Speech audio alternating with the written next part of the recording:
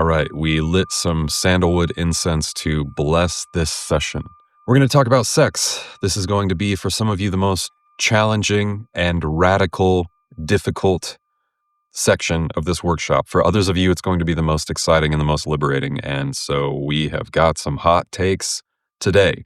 I spent an hour and a half last night recording this module, and I looked back at the footage today, and I didn't like it. It was too meandering. It wasn't clear. I went on too long, and I was like, nope, I'm doing it again. So let me tell you about my background growing up as it pertains to sex within the evangelical church. This is insane.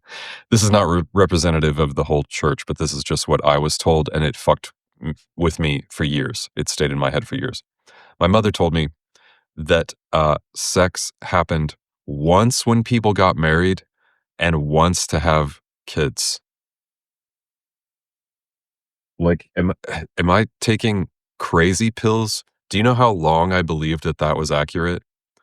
An embarrassingly long amount of time. And the attitude of the Christians that I grew up around was that sex was, I mean, for one thing, none of them could fucking talk about it openly. It was so taboo. It was so hush-hush. It was joked about.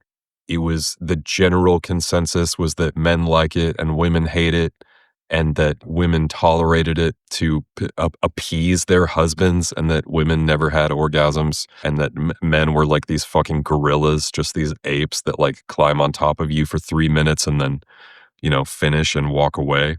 From the pulpit, the pastors would talk about it like, the only scenario in which sex could occur was between a man and a woman in a monogamous, heterosexual marriage, and that marriage was also talked about endlessly as this fucking metaphor for Christ loving the church, which is so bizarre. It doesn't even make any fucking sense, and it's kind of disgusting and weird. Like, what are you talking about? And say nothing of being gay, of being LGBTQIA plus, whatever it is now. They keep adding letters to that whole thing. But when I was growing up in the church, we just called them all homosexuals, and they were portrayed to me as dirty, as if they were all riddled with disease. They were spoken about so horribly, gay people, as if they were just these like absolute outsiders of society who should be shunned and shamed at every turn, and that their only option for redemption was to deny their impulses and to become a heterosexual person and accept Jesus into their heart and stop living in sin. Fucking nuts. Disgusting. The way that gay people were spoken about as other. And I mean, not even a fucking option to be trans. That was completely off the table. And, the people in my church would use terms like trannies and speak about them jokingly. They would make fun of these people. To identify as any other gender than the one that you were assigned at birth was not even an option. There was no compassion, no empathy for these people. And I'm sure I was going to church with people who were closeted gay or closeted trans and knew that they were attracted to their gender or knew that they identified as something other, and they were completely smashed down and told to keep that quiet because it was not an option. That was not welcome there. And to let that be known would have brought incredible shame and judgment and guilt and ridicule and criticism. Because of all this, I was incredibly sheltered, I was incredibly suppressed.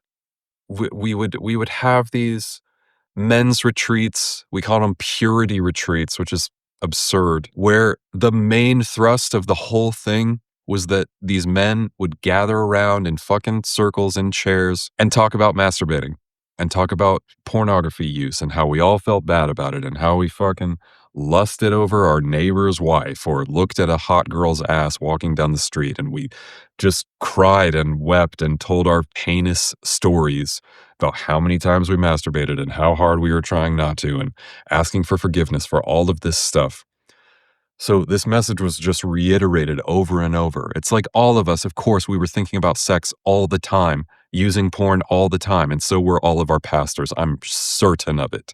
If not, sleeping with the hot chick on the worship team or whatever. Guaranteed all these pastors who were supposedly so moral and upright from the pulpit and talking about Christ in the church and talking about dating your wife and how the only option for all of this is to stay with one person forever and be completely loyal and monogamous and assume that all of your emotional and sexual needs are going to be met by one person for the rest of your life.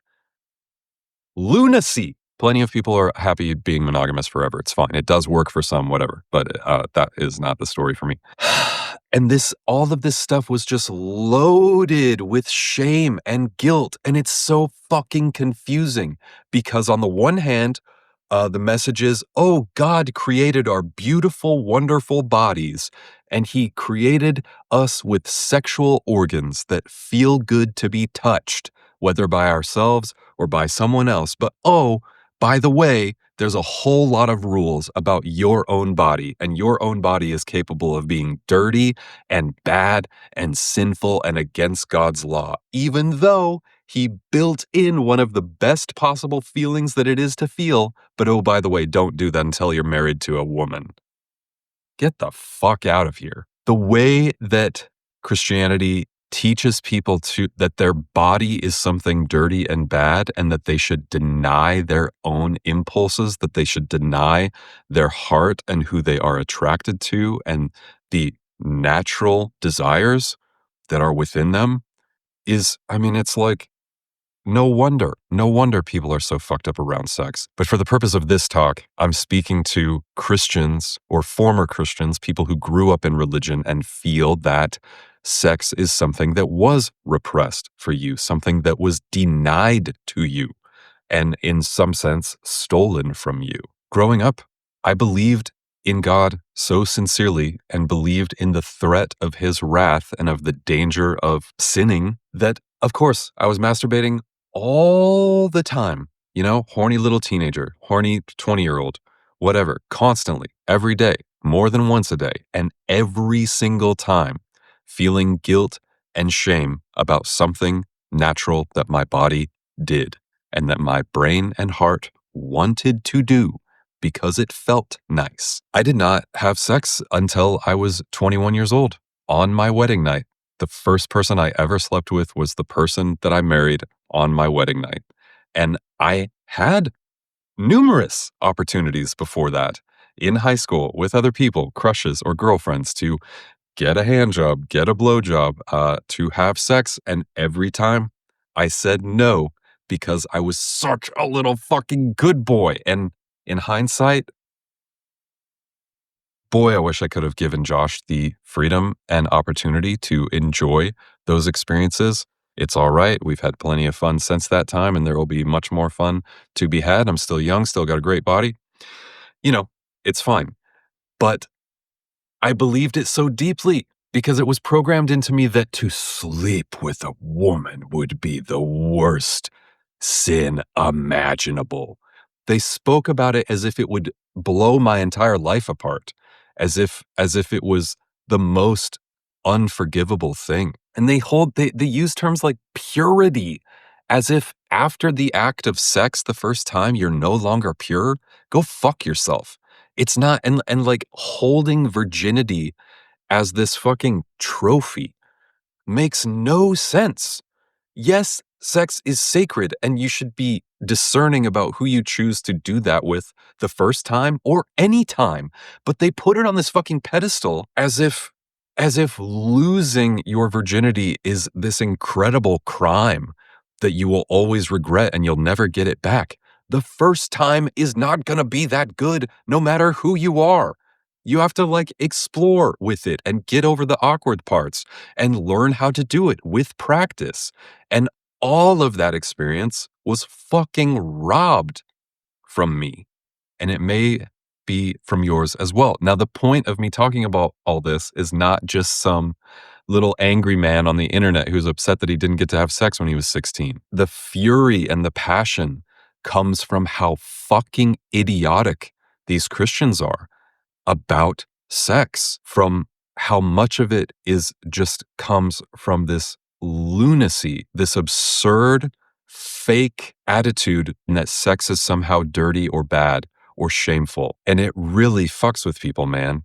It really messes people up. I was one of them. Not to mention if you were abused or molested by someone in the church or just in general, and the shame and guilt that goes with that. That's beyond the scope of what I can speak to in this course, and I would encourage you to hit that from as many angles as you can when it comes to healing and recovering from that trauma, and to reclaim that in your own body and heart and mind in whatever ways you can.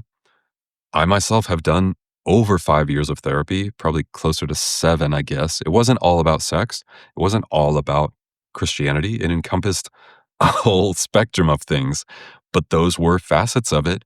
And through that process of therapy with an excellent counselor, I was able to affirm and validate that my body is mine, and it was always mine. And growing up Christian, I didn't even think of that. Didn't even there was no language around that. We were told to deny our bodies and deny our impulses in the service of Christ. What does that mean? And so I believe that so many people exiting Christianity may still have this sense of like, my body's not mine. My body is a temple of God, and that I have to do these things obligationally to God's laws. And it's like, dude, your body is yours.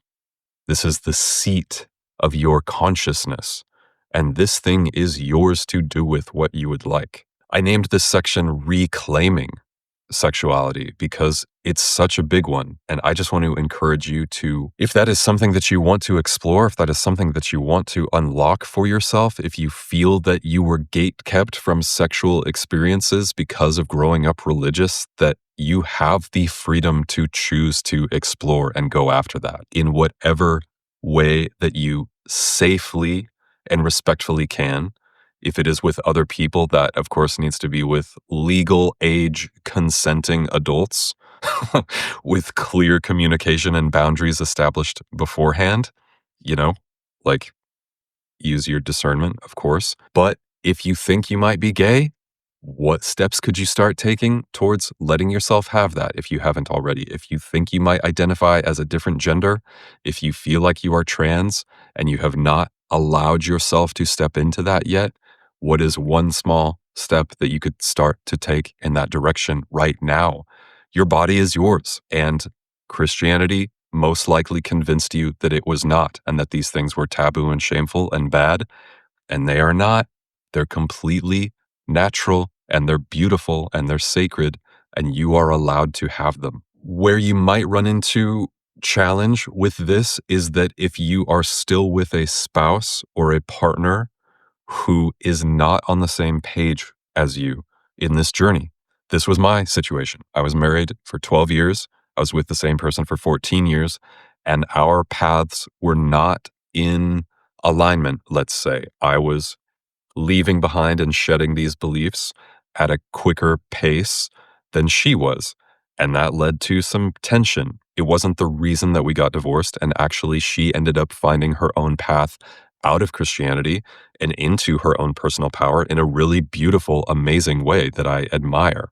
And she is still someone that I respect and have a good relationship with. So it doesn't all have to be destruction. But if you're exploring these new ideas and your spouse, say, is still a Christian, maybe you married that person when you were both Christians, and maybe they're still thinking in old ways, so to speak. And that's fine. It's all right. It's not your job to try to sway them or convince them or to get angry that they don't see things the way that you do. I would encourage you to just be as respectful and kind and patient as you can if you are not on the same page as your partner. And so it's like, yeah, if you're married, then you may not be able to explore the types of sexual connections that you would like to have yet. And I just mean, listen, nothing is off the table. You know, technically you can choose to do whatever you would like. If that relationship is coming to an end, even if that is difficult, even if that is challenging, and even if that is a long road of unfolding, if you know in your heart that that is what you need, then you have the freedom to choose that and do it. Please be respectful. Please be kind. Please do it in the gentlest way that you can. But listen, this is your life, and you have to do what you know is true. And you do not have to stay stuck in something that you feel obligated to. So just take that with a grain of salt. And as it pertains to sexuality, listen, there are aspects, there are schools, traditions of spirituality that view the moment of orgasm as the moment when you are nearest to God, that feeling of ecstasy and bliss where all thoughts temporarily go away for a few seconds. What if that is a clue, a hint from the universe that that sensation is spiritual in and of itself? I want you to play with the idea that sex is also a part of God, that pleasure in your own body is also the experience of the divine, and that, the church has suppressed majorly the power of women. They have completely eradicated the feminine nature of God in a way that is pretty heinous, and that, it's no wonder that modern Christianity is so incredibly patriarchal and masculine centric. A major part of God is feminine, and like, I used to literally believe that that was blasphemy and heresy to think that or to say that. And now I'm utterly convinced of it. And the deeper that you dig into that, it's true. God is a woman. And if there are forms of God, of the Divine Mother, of the sacred feminine that you find interesting, then I would encourage you to seek out and to study and learn about that. So just saying. But when it comes to breaking past your own blocks and limitations around sex, we talked about in the sin module that all of this, from one perspective, is the experience of God. And I would say that in the safety of your own imagination, as a fantasy only, anything goes. I don't care if it pushes against the moral and ethical rules of this society.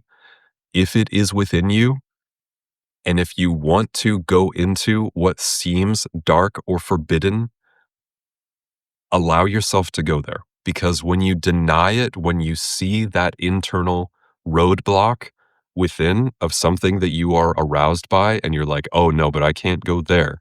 That's too fucked up. That's too dark. I'm not supposed to do that. Sure, it is possible and likely that that fantasy is informed by trauma and maybe directly linked to some experience in your past that is worth looking into with a professional if you would like to. But for the sake of your own experience and for triggering your own bullshit and then being able to move past it, let yourself go into the shadows. I want to be incredibly clear that I'm not advocating that you seek out to view any material that is illegal. I am talking about your imagination, your fantasy.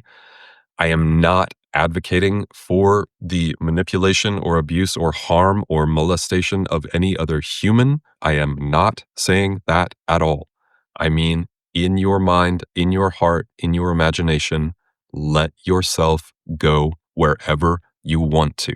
This in and of itself is an act of magic. It is an act of divine experience. And I believe it's a necessary wall to break through. It doesn't even mean that you engage with that fantasy or fantasies, whatever it is, forever, but there might be important information there for you to glean. And when you notice the guilt or shame start to come up around that story, just acknowledge it, just recognize it and go like, okay, I'm noticing that I feel guilty for this. Why do I feel guilty? And can I view this from a lens of everything is holy, everything is divine and sacred from one perspective?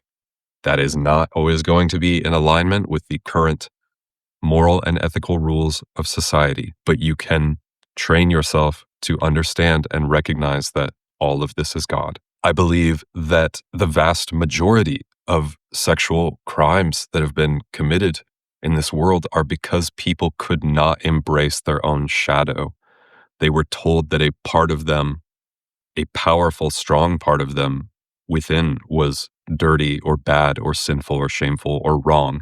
And so they suppress, deny, and then it leads them to harming another person. It's just a personal experiment that if you let that part of yourself that feels like shadow, that feels like darkness, if you integrate that into your full self and just let it be there instead of denying it, just go, all right, society tells me that this is fucked up, but it's in me.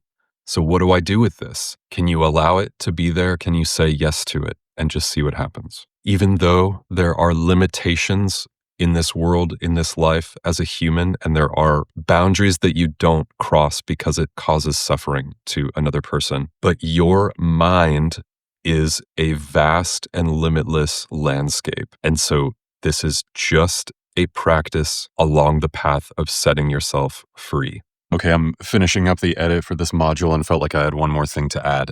The point of all this is to break past the block that you are bad.